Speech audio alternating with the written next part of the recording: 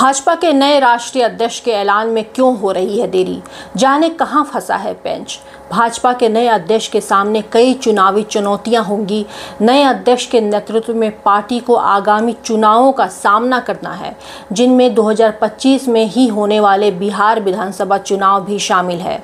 Bharatiya Janata party के नए राष्ट्रीय अध्यक्ष की नियुक्ति की प्रक्रिया में काफ़ी देरी हो चुकी है। ऐसा कहा जा रहा है कि बीजेपी नेतृत्व और राष्ट्रीय स्वयंसेवक संघ (आरएसएस) के बीच फिलहाल किसी एक नाम पर सहमति नहीं बनी है। हालांकि भगवा पार्टी के सूत्र का कहना है कि जल्द ही इस पर आम सहमति बनने की संभावना है।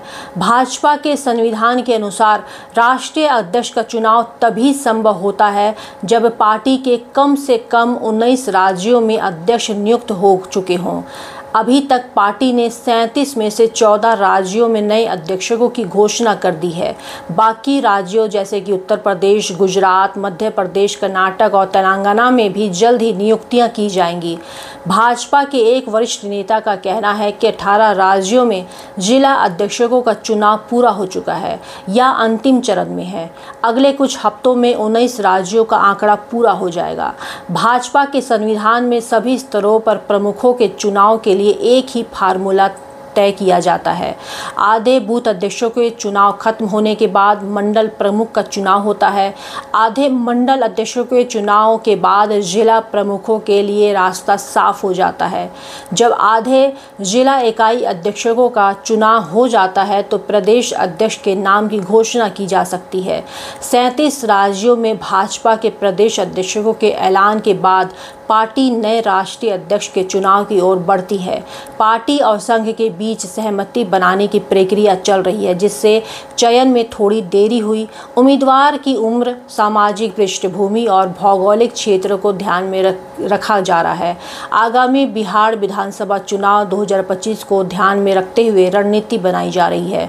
कुछ नाम जो चर्चा में हैं वे वर्तमान में केंद्रीय मंत्री हैं, इसलिए कैबिनेट में संभावित फेरबदल की भी बात की जा रही है।